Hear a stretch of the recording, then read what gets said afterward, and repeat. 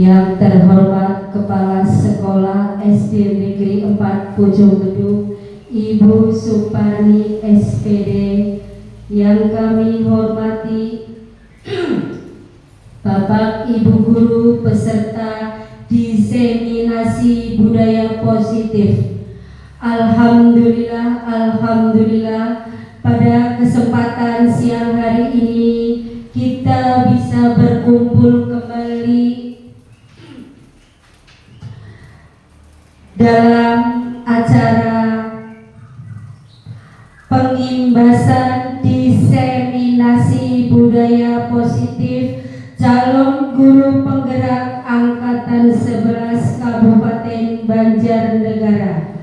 Sebelum acara dimulai, akan saya bacakan susunan acara di siang hari ini sebagai berikut.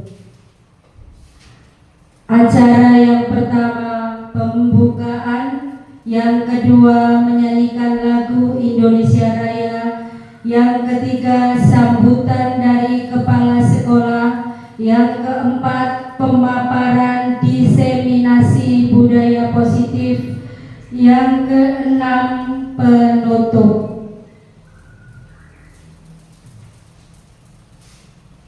Sebelum acara dibuka, marilah kita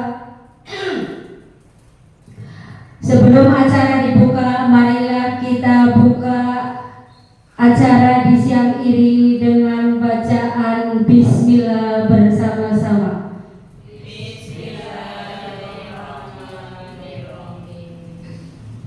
Untuk acara yang kedua menyanyikan lagu Indonesia Raya. Hadirin dimohon berdiri.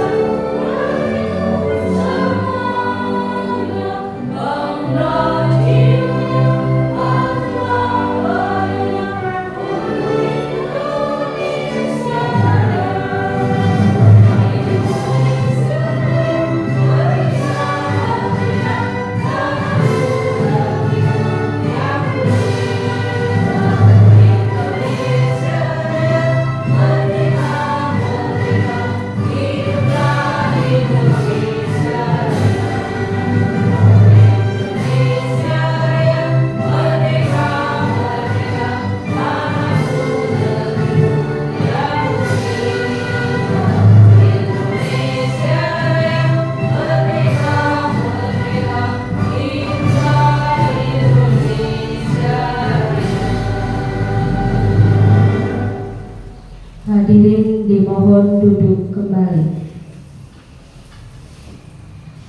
Untuk acara yang ketiga, sambutan dari kepala sekolah. Kepada beliau Ibu Suparni SPD kami persilakan.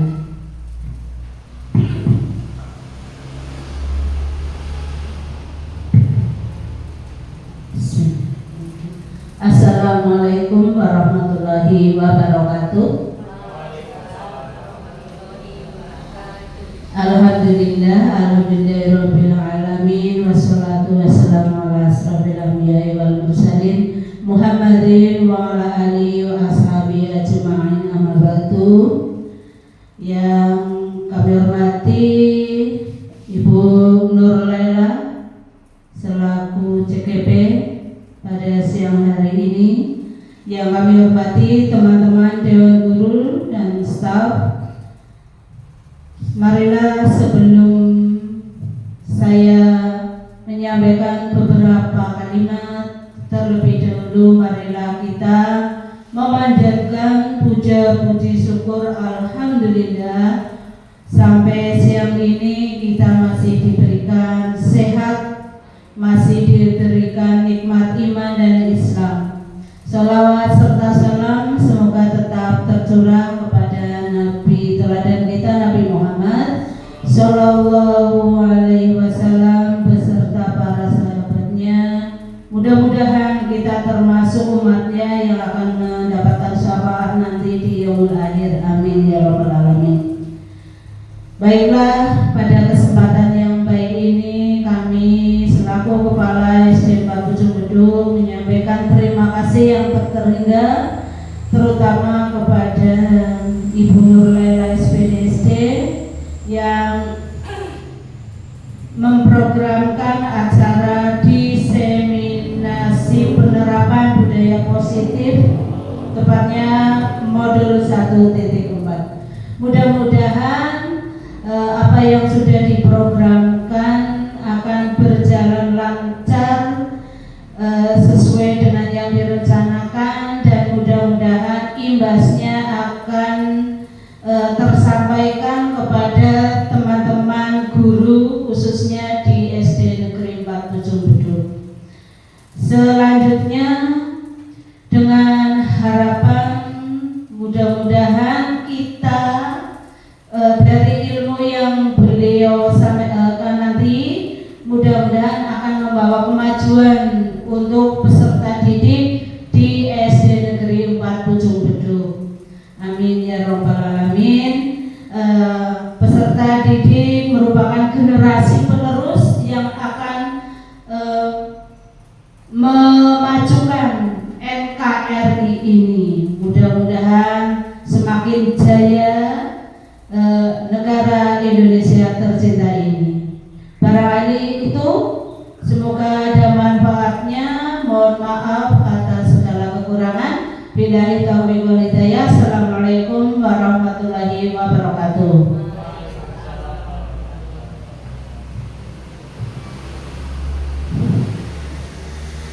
Demikian tadi sambutan oleh Ibu Supani. Untuk selanjutnya pemaparan diseminasi budaya positif kepada Ibu Nurlela SPDSD kami persilakan.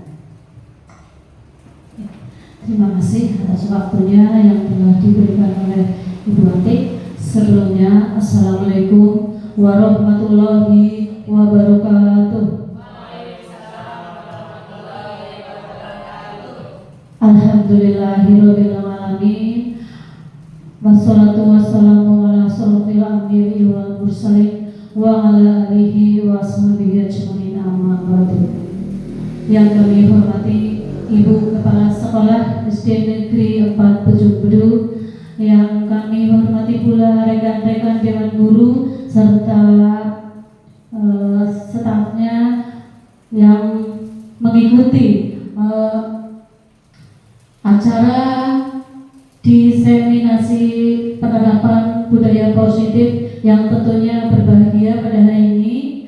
Marilah kita panjatkan puji syukur kehadirat Allah Subhanahu wa Ta'ala, yang mana pada siang hari ini kita masih diberi berbagai nikmat. Nikmat yang paling utama adalah sehat, sehingga kita bisa berkumpul di ruangan kelas 5 ini. Salawat serta salam tak lupa kita aturkan kepada beliau baginda Nabi Agung Muhammad Sallallahu Alaihi Wasallam, yang tentunya kita nantikan syafaatnya nanti di yaumil akhir. Bapak Ibu yang kami hormati, sebelumnya saya mengucapkan banyak sekali terima kasih atas waktu dan kesempatannya, sehingga Bapak Ibu menyempatkannya untuk acara saya pada siang hari ini. Bapak Ibu, di sini saya akan menyampaikan, memaparkan apa yang telah saya ikuti dalam program pendidikan guru penggerak angkatan 11. Saya di sini telah menyelesaikan modul dari modul 1 1.1 sampai dengan 1.4, di mana modul 1.4 saya diberi amanah, diberi tugas untuk mengimbaskan kepada Bapak Ibu guru yang ada di SD. Jadi program ini juga membuat saya menjadi lebih banyak sekali pengalaman dan ilmu yang saya peroleh. Dan ini juga untuk diseminasi penerapan budaya positif nantinya juga akan menjadi tugas saya di dalam aksi nyata. Nanti aksi nyata saya adalah tugas ini. Begitu nih Bapak Ibu. Jadi tidak usah tegang, kita di sini belajar bersama. Saya juga masih belajar. Kita belajar bersama-sama. Sebelum saya memaparkan tentang diseminasi penerapan budaya positif, saya akan menampilkan supaya Bapak Ibu tidak tegang dan tidak ngantuk. Ini ada Bu Irna, bisa dari satu tepak gambar Ibu. Coba kira-kira yang terlihat di layar ini gambar nopo Ibu? Sama sandal. Ya. Cluenya yang jadi silang berarti tidak dipakai. Coba ini kalau dibuat menjadi sebuah kalimat, kira-kira kalimat apa? Ada yang bisa? Silakan maju. Ya, kalau dirangkai menjadi apa?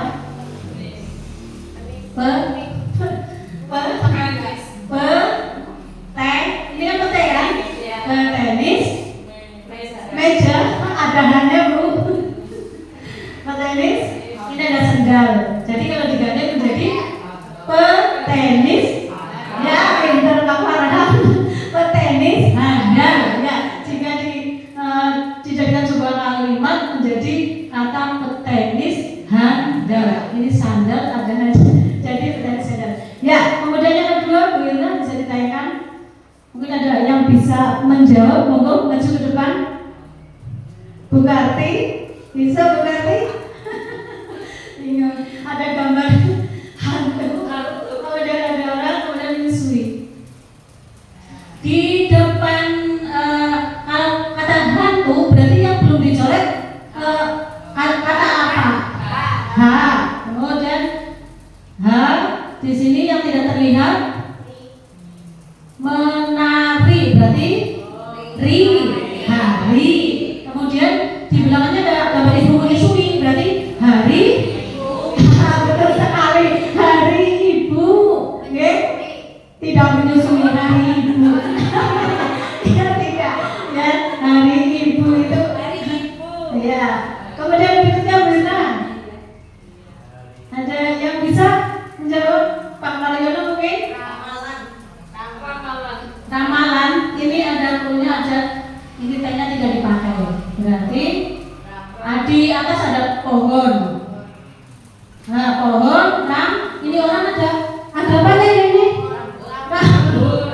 Pohon, rambutan, ini ini kan robot. Robot berarti tanya diganti H. Ya, kalau diganti jadi apa Bu? Ya, pohon, rambutan, robot. Ya, tepuk tangan untuk semuanya. Hebat sekali. Oke, selanjutnya next. Ya, di sini saya mulai akan menyampaikan tentang konsep budaya positif. Di sini ada 6 yang nantinya saya akan sampaikan, yaitu yang pertama adalah disiplin positif dan nilai-nilai. Kemudian yang kedua yaitu kebajikan universal. Yang ketiga teori motivasi hukum dan penghargaan keyakinan kelas. Kemudian yang keempat kebutuhan dasar manusia dan dunia berkualitas, restitusi, dan 5 posisi kontrol restitusi serta segitiga restitusi.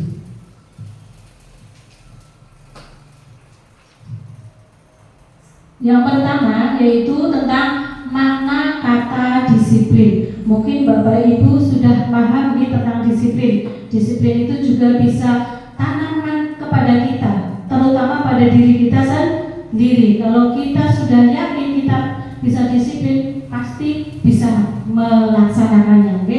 Yang pertama, makna dari disiplin menurut Bapak Ki Hajar Dewantara menyatakan bahwa untuk menciptakan siswa yang merdeka, maka syarat utama harus mempunyai disiplin yang kuat, yaitu disiplin diri yang berasal dari motivasi internal. Motivasi internal itu berasal dari diri kita sendiri, ya. Setelah itu kemudian disiplin diri yang berasal dari diri kita. Kemudian jika tidak mempunyai motivasi internal, maka diperlukan motivasi eksternal atau dari orang lain untuk mendisiplinkan dirinya. Ya, next tuh. Disiplin positif. Disiplin positif dalam budaya kita, maka disiplin dimaknai menjadi suatu yang dilakukan seseorang pada orang lain untuk mendapatkan kepatuhan. Kita cenderung menghubungkan kata disiplin dengan ketidaknyamanan. Menurut Dengoisen menyatakan bahwa kata disiplin berasal dari bahasa Latin disciplina yang artinya belajar. Kata disiplin yaitu murid. Untuk menjadi murid kita harus paham betul alasan mengapa mereka mengikuti suatu ajaran tertentu, sehingga motivasi yang terbangun adalah motivasi intrinsik dan ekstrinsik. Ya, jadi disiplin di sini artinya kita awali dulu dari diri kita. Ya, kalau kita disiplin pasti tentunya nanti anak-anak didik kita akan mengikuti. Contoh yang sepele, kita berangkat lebih awal. Misalnya kita berangkat siang, loh, gurunya saja berangkat siang, muridnya kan gitu ya, kita menjadi cerminan begitu. Berikutnya, kemudian tujuan disiplin positif, tujuan dari disiplin positif adalah untuk menanamkan motivasi kepada semua siswa kita agar mereka menjadi orang yang mereka inginkan dan menghargai diri sendiri dengan nilai-nilai yang mereka percaya. Jadi motivasi ini berasal dari diri sendiri, dari internal, dan sehingga akan berdampak jangka panjang dan tidak akan terpengaruh dengan adanya hukuman dan hadiah. Jadi kalau anak-anak sudah mematuhi saya harus disiplin, jadi tidak saya harus disiplin biar saya disanjung oleh guru saya misalnya, saya harus disiplin biar saya menjadi hadiah. Kalau mereka sudah tertanam pada diri mereka, dia tidak akan mengharapkan apapun. Gitu deh. Terus selanjutnya, yang kedua yaitu motivasi perilaku manusia. Di sini terdapat 3 motivasi perilaku manusia menurut Dengoisen, yaitu 1. Untuk menghindari ketidaknyamanan atau hukuman, seseorang berperilaku untuk menghindari permasalahan yang mungkin muncul dan berpengaruh kepada mereka secara fisik, psikologis, ataupun tidak terpenuhinya kebutuhan mereka bila mereka tidak melakukan tindakan itu. Kemudian yang kedua, untuk mendapatkan imbalan atau penghargaan dari orang lain, seseorang berperilaku untuk mendapatkan pujian, hadiah, atau imbalan dari orang lain yang menurut mereka penting dan mereka letakkan dalam dunia mereka berkelas mereka. Kemudian yang ketiga, untuk menjadi orang yang mereka inginkan dan menghargai diri sendiri dengan nilai-nilai yang mereka percaya. Orang melakukan sesuatu karena nilai-nilai yang mereka yakini dan hargai. Motivasi ini yang akan membuat orang mempunyai disiplin positif karena motivasinya itu bersifat internal. Itu yang tadi sudah saya sampaikan. Oke. Kemudian di sini ada identitas gagal dan identitas berhasil atau sukses. Jadi di sini ada hukuman ada sanksi, konsekuensi, kemudian ada restitusi. Ya, dalam hukuman itu adalah hukum. Sekarang mendengar kata-kata hukum saja sudah menakutkan ya, mungkin menakutkan bagi anak. Hukuman, nyumat hukum begitu. Itu sudah apa ya, di telinga anak kayak ngeri begitu. Jadi hukuman di sini adalah sesuatu yang menyakitkan, yang harus terjadi. Itu hukuman. Kemudian tidak nyaman untuk murid atau anak dalam jangka waktu panjang. Karena apa? Anak-anak ada kalau menerima hukuman, ada anak yang gablek, tidak urusan mau dihukum atau apa. Tapi ada anak yang perasa, kadang-kadang saya dihukum ini sampai kadang sampai dipikir terlalu dalam ya. Ya jadi itu bisa imbasnya ke anak. Kemudian korban mendapatkan keadilan. Kemudian murid atau anak akan tersakiti. Selanjutnya perilaku positif, agresif, dan meningkat karena hukuman tadi. Mungkin jadi lebih agresif atau malah semakin nakal ya. Kemudian sistem tidak akan berjalan bagi murid sejak ya, bisa diperjelas ya, sistem tidak akan berjalan bila murid tidak takut ya. Jadi kalau kita memberi hukuman bagi murid yang tidak takut pasti tidak akan berjalan, malah akan semakin bahasa itunya brutal apa ya. Ya. Kemudian berlaku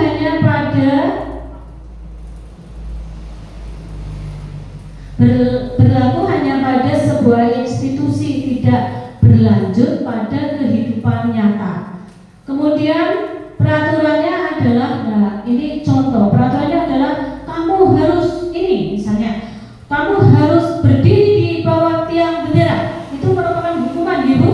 Ya, kamu harus berlari mengelilingi lapangan 10 kali, itu juga termasuk hukuman.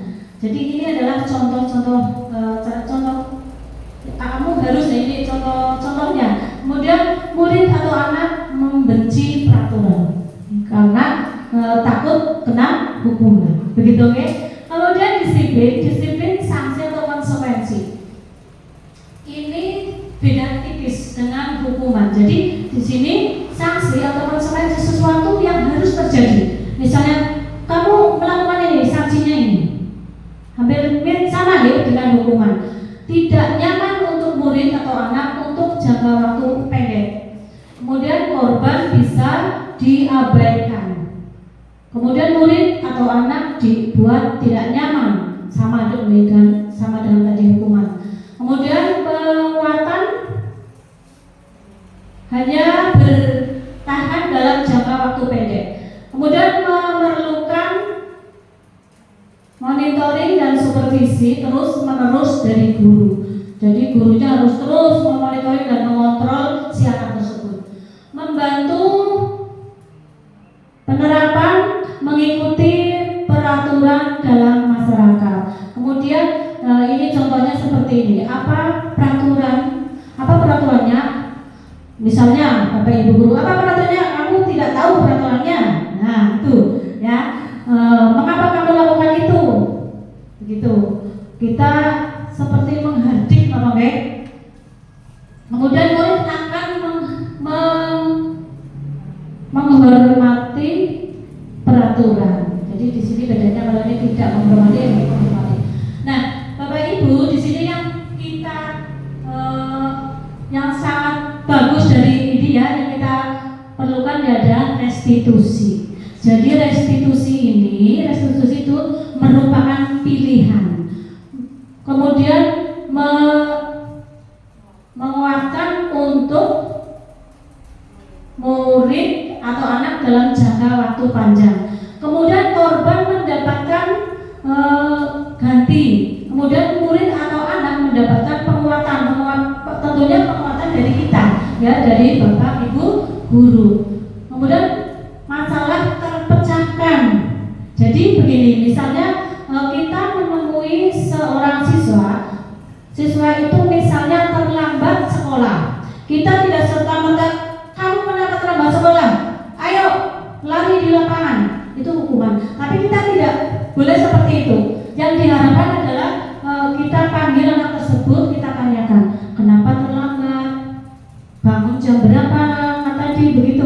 terus kita cari solusi bersama dan memberikan motivasi kepada anak tersebut dan tidak akan mengulanginya lagi begitu.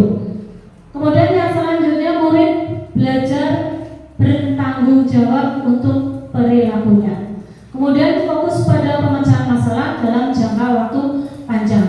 Contohnya, apa yang kamu yakini? Nah, Bapak Ibu tentunya sudah membuat keyakinan kelas ya. Itu keyakinan kelas ini yang nantinya kepada anak-anak untuk misalnya anak ada yang makan di kelas. Kita bisa menanyakan ini, nah, apa yang kamu yakini dari keyakinan kelas kita?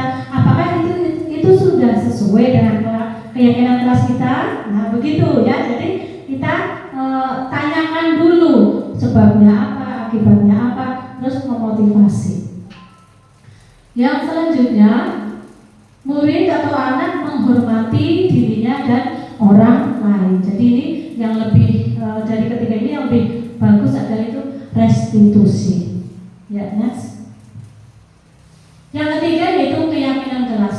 Keyakinan kelas merupakan nilai-nilai kebaikan atau prinsip-prinsip yang disepakati secara universal.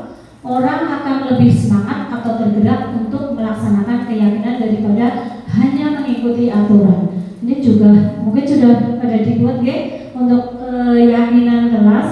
Nah, jadi ini lebih diutamakan keyakinan kelas.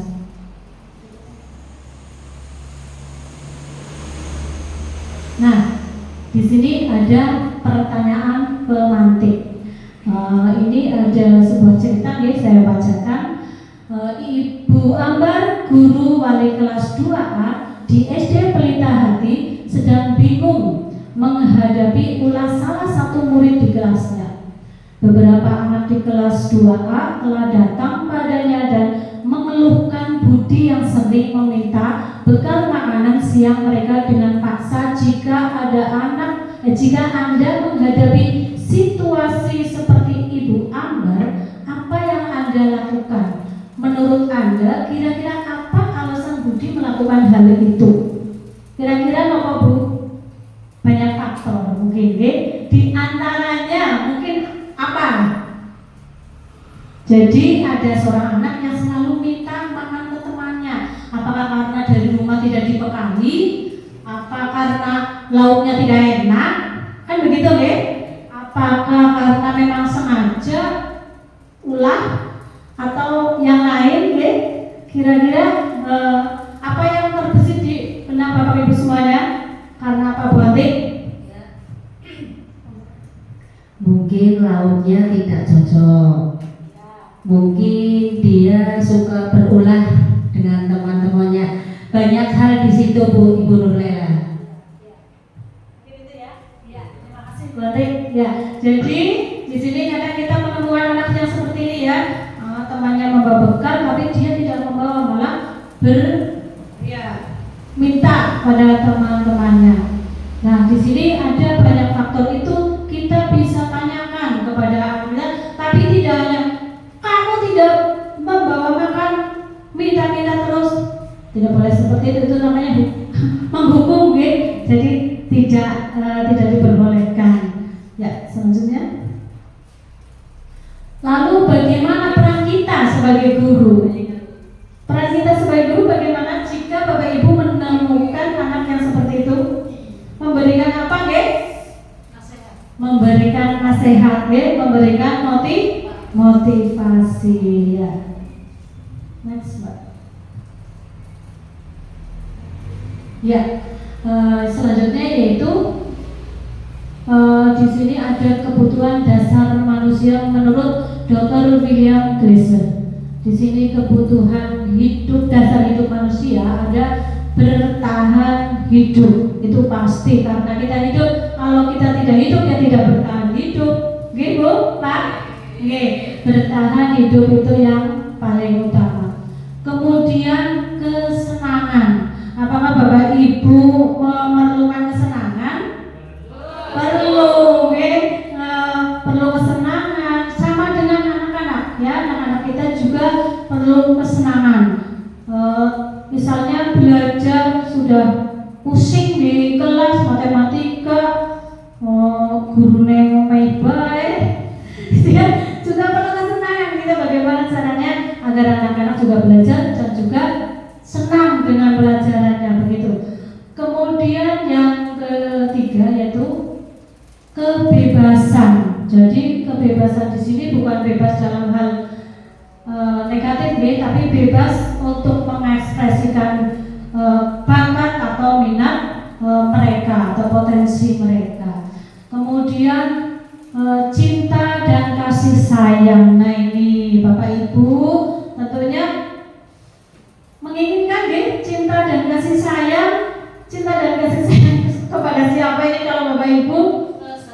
Peserta didik. Ya, kita sebagai pendidik tentunya harus memberikan cinta dan kasih sayang kita selayaknya seperti kita menyayangi anak sendiri, ya. Jadi kita memberikan ya seperti ngembang anak sendiri. Jadi kemudian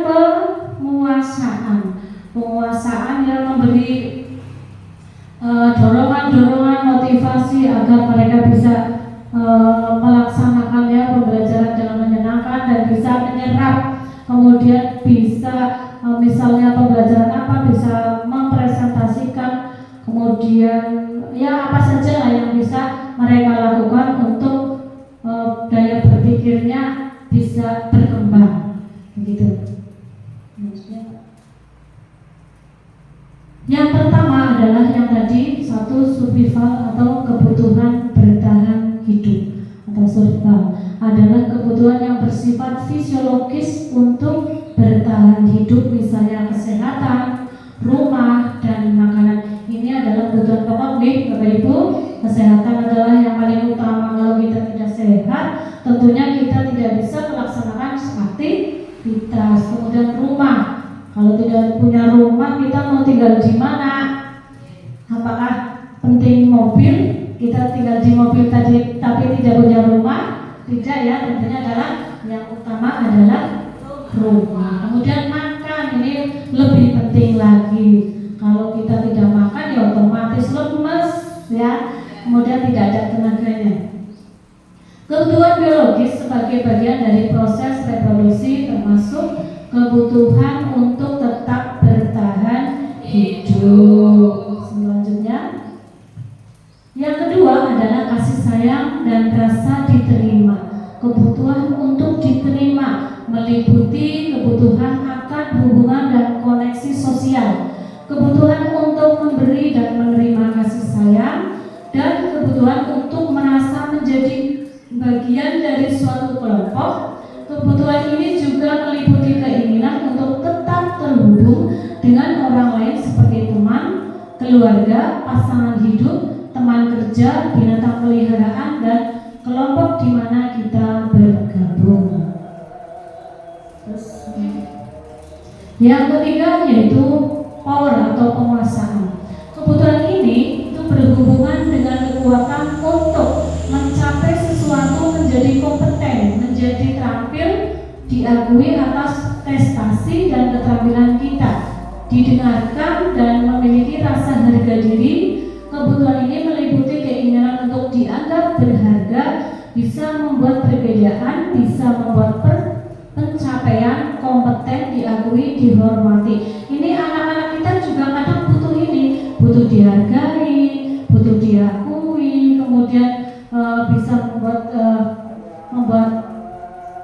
diakui, dihargai, kemudian juga keinginan untuk meninggalkan pengaruh, terutama pengaruh yang negatif. Jadi ya kita bersama-sama untuk membuat anak didik kita ke arah kedepannya yang tentunya lebih baik lagi. Yang keempat adalah kebebasan. Jadi kebebasan di sini maksudnya kebutuhan untuk bebas adalah kebutuhan yang akan kemandirian. Nah, seperti profil pelajar Pancasila sesuai dengan profil pelajar Pancasila itu mandiri, terus kemudian otonomi, memiliki pilihan dan mampu mengendalikan arah hidup seseorang. Jadi arahnya mau kemana nantinya, mau dibawa kemana didik kita. Dan jadi anak-anak dengan kebutuhan kebebasan yang tinggi mengingatkan pilihan. Mereka perlu banyak bergerak, suka mencoba-coba, tidak terlalu terpengaruh orang lain, dan senang mencoba hal baru dan menarik.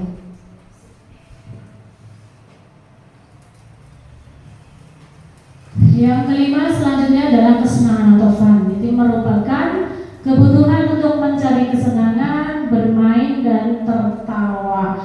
Nah ini juga sangat dibutuhkan oleh anak-anak. Bapak Ibu juga kan, iya butuh kesenangan, butuh tertawa ya. Kalau kita tertawa itu dapat apa ya? Oke, jadi kita juga butuh tertawa, bermain ya khusus untuk anak, kesenangan itu juga penting dan butuh. Ya, termasuk olahraga mulut tertawa, tapi jangan tertawa sendiri ya nanti dikiranya orang gila. Siswa dengan kebutuhan kesenangan yang tinggi biasanya akan menikmati apa yang dilakukan, konsentrasi, melakukan hal yang disenangi, suka permainan, suka mengoleksi barang, dan suka melucu berguru. Itu adalah dunia anak ya, suka permainan. Jadi kita sebagai guru hendaknya dalam pembelajaran supaya anak-anak tidak bosan, boleh dengan kita membuat permainan tapi yang sesuai dengan apa yang diajarkan. Misalnya kayak saya kemarin pembelajaran matematika itu ada mengenal bilangan, ya mengenal nilai tempat ribuan, ratusan, bulan dan satuan.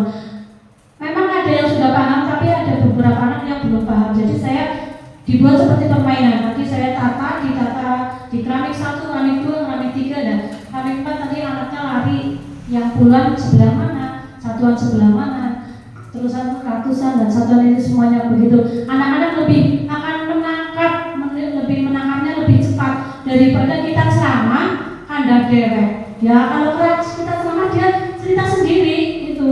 Jadi begitu dimodifikasi ketika kita memberikan pembelajaran pada anak. Kemudian selanjutnya konsep 5 kebutuhan dasar manusia tidak hanya berlaku bagi anak-anak atau murid, namun juga bagi manusia dewasa dalam setting sekolah adalah para tenaga pendidik dan kependidikan. Coba Bapak Ibu lihat di sekolah kita, dapatkah Bapak Ibu memprediksi kira-kira guru mana yang memiliki kebutuhan dasar tinggi akan penguasaan, kebebasan, kesenangan, atau kasih sayang dan rasa diterima? Apakah ini semuanya ini sudah Bapak terima di sekolah ini? Sudah ya? Ya insya Allah kita semua keluarga jadi sudah merasakan penguasaan, maksudnya penguasaan di sini bersama-sama kemudian kebebasan berpendapat ataupun yang lainnya, kesenangan atau kasih sayang dan rasa diterima. Kasih sayang bukan dalam hal negatif, tapi kasih sayang sebagai anggota keluarga SD. Itu selanjutnya. Nah, di sini ada posisi kontrol. Menurut Delgosen terdapat 5 posisi kontrol seorang guru terhadap siswanya. Jadi ada 5 posisi kontrol. Yang pertama adalah penghukum. Nanti Bapak Ibu bisa kira-kira saya kalau siswanya itu yang mana ini, sebagai penghukum, apa membuat orang merasa bersalah, apa sebagai teman, apakah sebagai meminta atau pemantau, monitor atau pemantau, atau sebagai manajer. Ya, next. Nah, nanti Bapak Ibu silakan melihat tayangan video. Di sini ada tayangan video yang bisa Bapak Ibu pirsani. Nanti di sini adalah sebagai apa kira-kira ini, pemantau, apa penghukum, dan atau yang lainnya tadi itu, ya yang 5 itu. Silakan Bapak Ibu pirsani, monggo.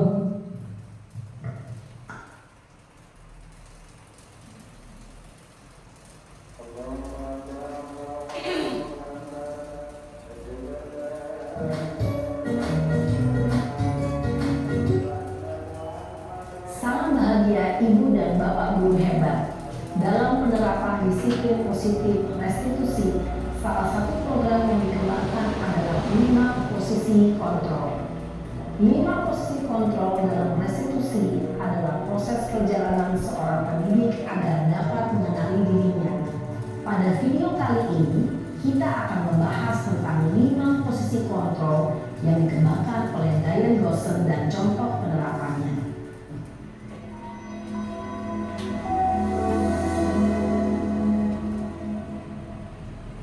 5 posisi kontrol itu adalah 1. Posisi penghukum, 2. Posisi pembuat merasa bersalah, 3.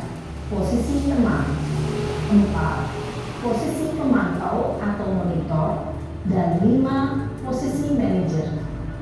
Untuk lebih memahami kelima posisi tersebut, mari kita saksikan kasus Naren yang terlambat hadir 20 menit di sekolah dan melihat bagaimana kelima posisi kontrol dalam menghadapi masalah tersebut.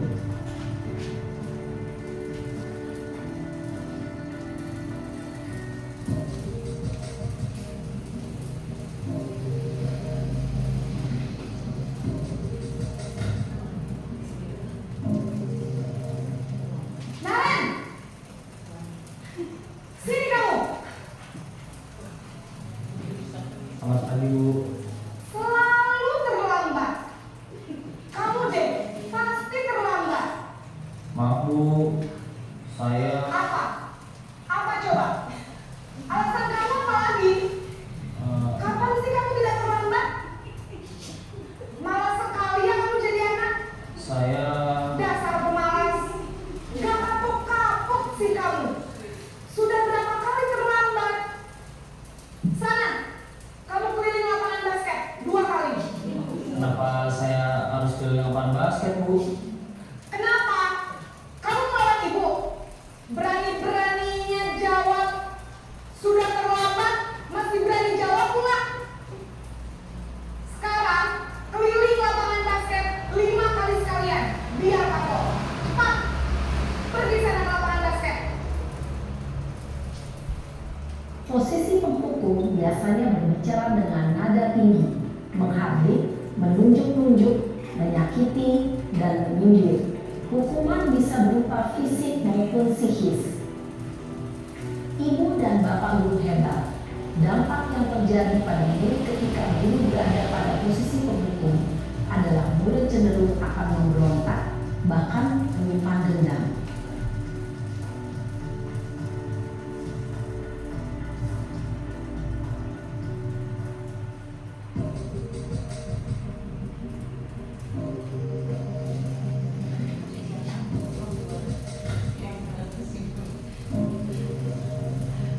Naren!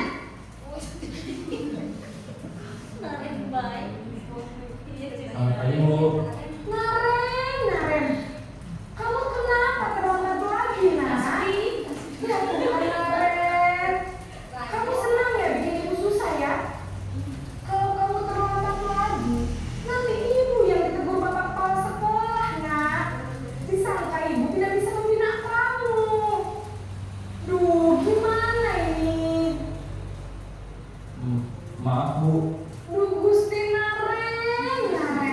Kamu suka ya kalau ibu ditegur bapak kepala sekolah? Terus, sekarang ibu harus tulis apa ini di buku absen? Ini kamu sudah sering terlambat loh. Ibu harus apa coba? Maaf, Bu. Maaf sekali. Ya sudah, lain kali jangan bikin ibu susah lagi ya nak ya. Ibu tidak akan kuat lagi kalau kamu gini terus. Bisa jantungan kalau ibu ditegur bapak kepala sekolah. Sana cepat kelas. Maaf ya, Bu. Maaf sekali. Posisi pembuat rasa bersalah berbicara dengan nada tenang, cenderung lembut, namun kata-kata yang diutarakan membuat murid merasa menjadi orang yang gagal, memandang buruk dirinya sendiri, merasa tidak berharga, dan tidak sanggup membahagiakan orang lain. Ketika guru mengambil posisi pembuat rasa bersalah, murid akan menganggap dirinya yang bersalah dan ia akan menyimpan emosi negatif tersebut di dalam dirinya.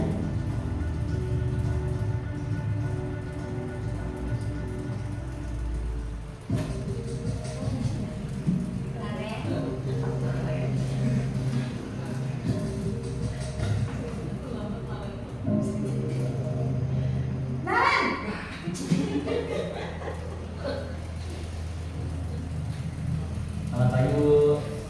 Wah, sudah jam berapa ini nak? Terlambat lagi ya sayang. Iya Bu, habis ibu saya lupa bangunkan saya Bu. Kamu malah menyalahkan ibu kamu. Kamu bukannya anak yang larinya paling kencang. Kok terlambat sih? Iya Bu, saya memang terlambat bangun tadi. Jadi biarpun saya lari kencang, tetap nggak kekejar Bu. Ya sudah sana. Nanti lain kali larinya lebih kencang lagi ya. Biar gak terlambat lagi. Bikin senang ibu demi ibu. Bisa kan? Bisa lah Bu. Ya sudah sana masuk kelas. Ibu beresin urusan absen kamu. Kamu ini ada-ada saja. Dalam posisi teman, guru berbicara dengan nada suara ramah, akrab, cenderung bersenda gurau untuk menjaga suasana tetap santai. Murid akan merasa senang, aman, dan akrab dengan guru. Identitas yang tercipta adalah identitas sukses atau berhasil. Namun, perlu diingat, karena ini masih dorongan eksternal, maka ada faktor ketergantungan dari murid kepada orang tertentu. Di sini, guru absennya, sehingga di lain waktu, murid bisa berperilaku baik, namun hanya kepada orang-orang tertentu saja.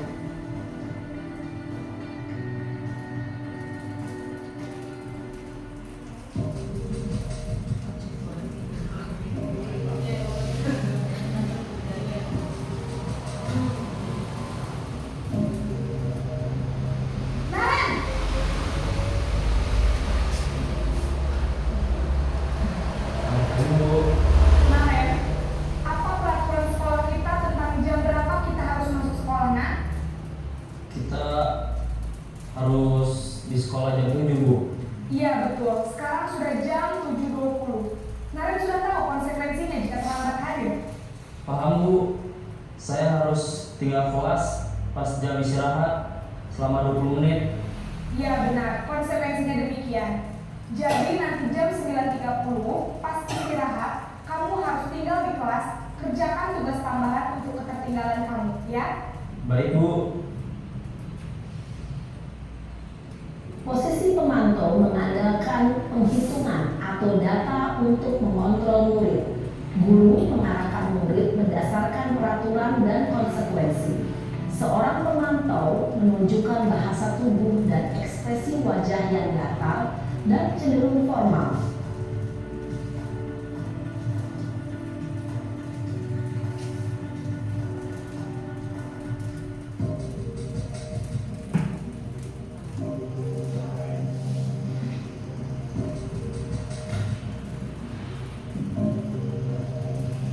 Naren!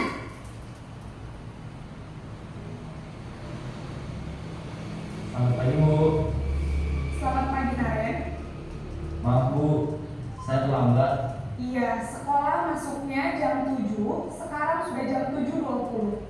Jadi sekarang bagaimana ini Naren? Maaf Bu, saya lupa setel alarm saya semalam. Baiklah, menurut kamu, keyakinan sekolah yang mana yang perlu kamu tingkatkan?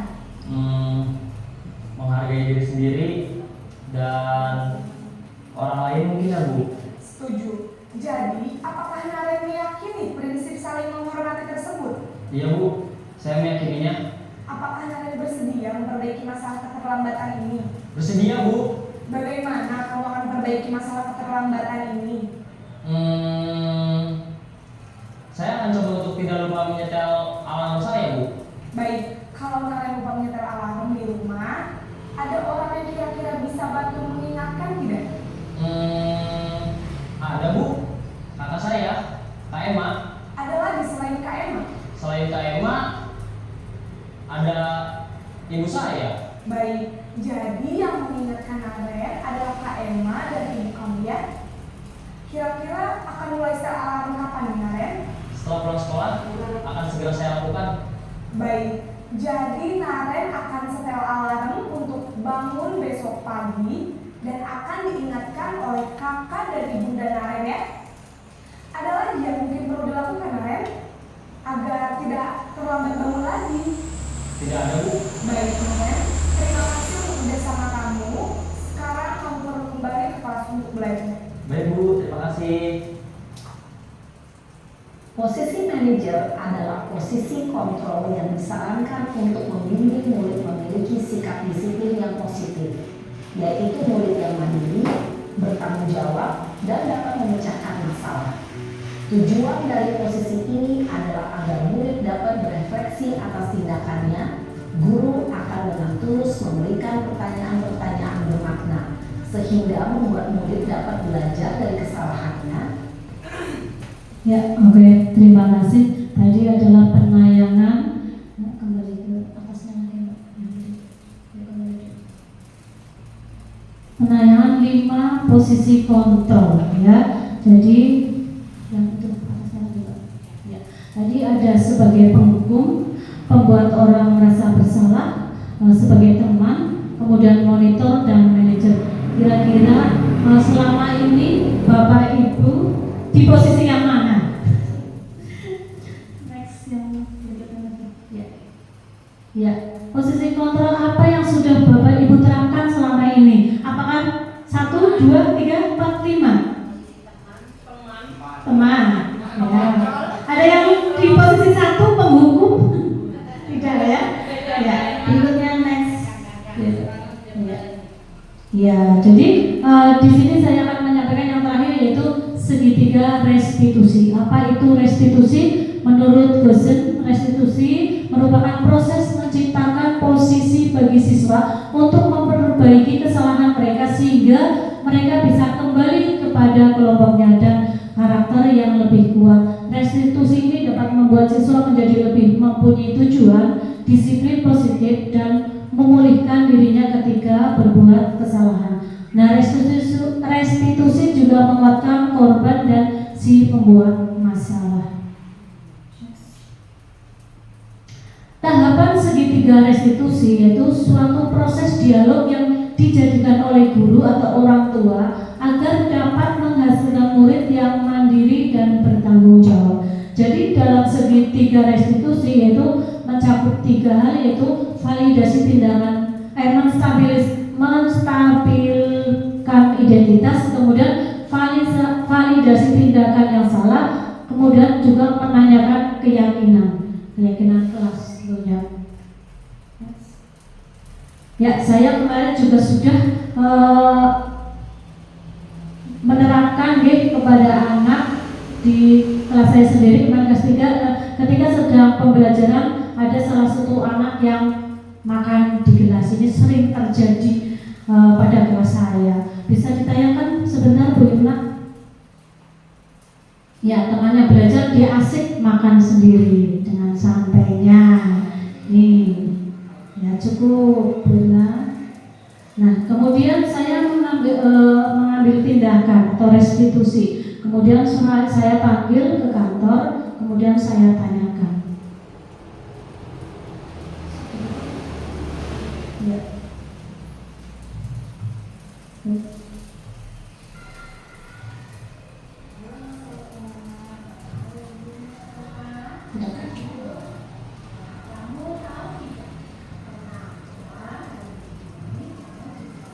Cukup lah ya, ya cukup lah. Ya, kemarin saya sudah menanyakan kepada si anak tentang kenapa kamu makan di gelas. Jadi tidak serta-merta makan terus di gelas, sana keluar. Nah itu termasuk hukuman ya. Jadi tidak diperbolehkan. Jadi kita tanyakan baik-baik kenapa kamu makan di gelas. Apakah kamu tidak sarapan dari rumah? Terus sebabnya kenapa, apa tadi malam terus makan di kelas, apa tidak sarapan atau tidak yang ditanyakan kenapa makan di kelas karena tidak sarapan dan lainnya. Kemudian supaya tidak makan di kelas. Ternyata setelah saya tanya, karena dia itu tidak sarapan, bangunnya terlambat, kesiangan karena dia bermain bulu tangkis di balai desa Bojong Beduk sampai jam 11 malam, makanya kesiangan dan terlambat ke sekolah, tidak sarapan. Begitu. Jadi mencari solusinya kemudian dan tidak akan mengulanginya lagi, kita tanya baik-baik, itu adalah sebuah restitusi seperti itu. Selanjutnya ya, dari tayangan tadi ada posisi kontrol Bapak Ibu. Tadi yang pertama apa saja Bapak Ibu? Atasnya lagi Bu. Penghukum, pembuat orang merasa bersalah sebagai teman, monitor atau pemantau. Silakan Bapak Ibu tuliskan di kertas pinot posisi apa yang Bapak Ibu sudah yang atau sering lakukan di dalam kelas panjenengan. Silakan ditulis jawabannya, nanti ditempel di depan. Monggo. Apa sebagai penghukum, membuat merasa bersalah, atau teman, atau pemantau dan manajer? Yang paling bagus adalah sebagai manajer. Jadi seperti tayangan tadi di nomor 5 video yang tadi sudah Bapak Ibu lihat. Satu saja Bu. Oh boleh, dua boleh.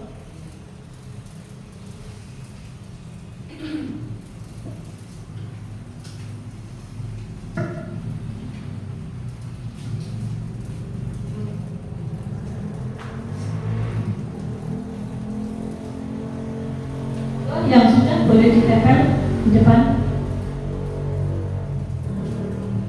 Sini di papan tulis saja.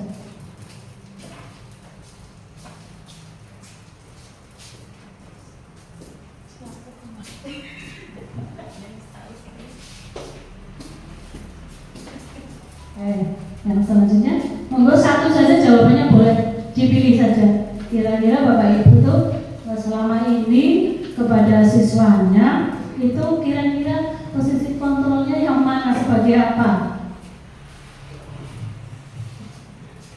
Ya, terima kasih. Di sini ada yang menjawab sebagai teman, sebagai manajer. Ini bagus sekali. Sebagai manajer sudah diterapkan ya Ibu? Sudah? Ya, kemudian sebagai posisi kontrol sebagai teman juga, teman, monitor, kemudian sebagai teman di kelas, sebagai teman dan memantau dan manajer. Alhamdulillah tidak ada yang sebagai penghukum, ya. Jadi yang diharapkan adalah yang paling utama nomor 5. Jadi sebagai manajer. Manajer di sini bukan harus kepala sekolah, tidak, tapi kita guru juga bisa memposisikan sebagai manajer. Jadi kita tanyakan masalahnya apa, mencari solusi dan dipecahkan bersama. Mungkin itu dari yang terakhir Bu Irna yang sudah ditunggu-tunggu Bapak Ibu. Ya, terima kasih. Terima kasih kepada Bapak Ibu guru hebat yang sudah membersamai saya dalam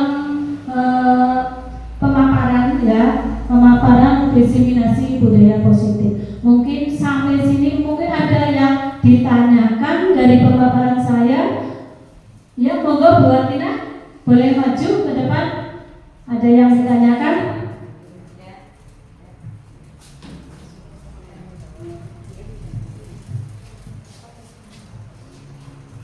Bismillahirrahmanirrahim. Assalamualaikum warahmatullahi wabarakatuh. Waalaikumsalam warahmatullahi wabarakatuh. Terima kasih atas waktu dan kesempatannya. Pemaparan dari Bu Nur Lela sudah sangat bagus, menginspirasi bagi saya, terutama yang nantinya kita semua bisa menerapkannya dalam sekolah kita. Di sini saya ingin menanyakan tentang segitiga restitusi yang tadi telah disampaikan oleh Bu Nur Lela. Tujuan dari segitiga restitusi sendiri itu apa? Mungkin hanya itu Bu Nur, pertanyaan dari saya. Assalamualaikum warahmatullahi wabarakatuh. Ya, beri apel untuk Bu Watina. Ya, terima kasih. Nah, tadi pertanyaannya apa tujuan dari segitiga restitusi? Jadi segitiga restitusi itu sendiri tujuannya adalah untuk membantu siswa memperbaiki kesalahan mereka sehingga mereka dapat kembali ke kelompoknya dengan karakter yang lebih kuat.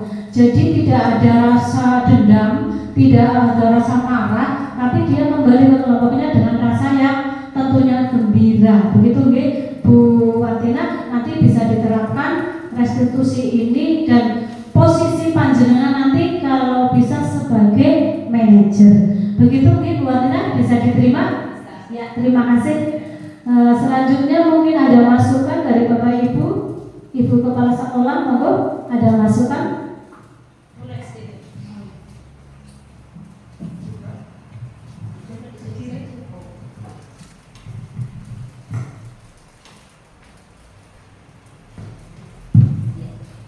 Terima kasih Bu Nur Laila. Kami dari orang yang diundang di sini mengharapkan kepada teman-teman guru agar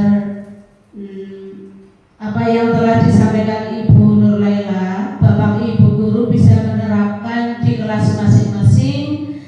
Tentunya harapan dari Bu Nur Laila pada hari ini dan dari kami, tentunya mudah-mudahan teman-teman itu bisa berperan sebagai manajer yang akan pasti akan menyenangkan bagi peserta didik, karena kalau berperan guru bisa berperan sebagai manajer, peserta didik bisa mandiri, bertanggung jawab sekaligus dapat memecahkan masalah. Begitu Bu Nur, terima kasih. Terima kasih atas masukannya Bu Suparni. Ya, kita bersama-sama untuk menerapkan tadi kita sebagai manajer, kita berusaha lah bisa, insya Allah semuanya bisa bisa menerapkan segitiga restitusi. Jadi tadi sudah saya paparkan semuanya semoga apa yang saya paparkan bisa diterima oleh Bapak Ibu semuanya dan nantinya bisa diterapkan di kelasnya masing-masing. Mungkin hanya itu dari saya, kurang dan lebihnya mohon maaf. Billahi taufiq wal hidayah. Wassalamualaikum warahmatullahi wabarakatuh. Waktu selanjutnya saya serahkan ke Bu Atik selaku pembawa acara. Monggo.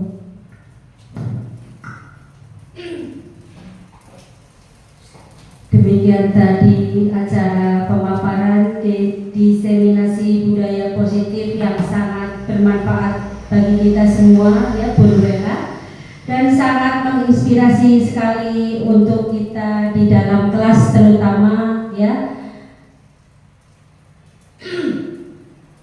Sebelum acara kami tutup, marilah kita baca bersama dengan bacaan hamdalah bersama-sama. Alhamdulillahirabbil alamin. Terima kasih. Wassalamualaikum warahmatullahi wabarakatuh.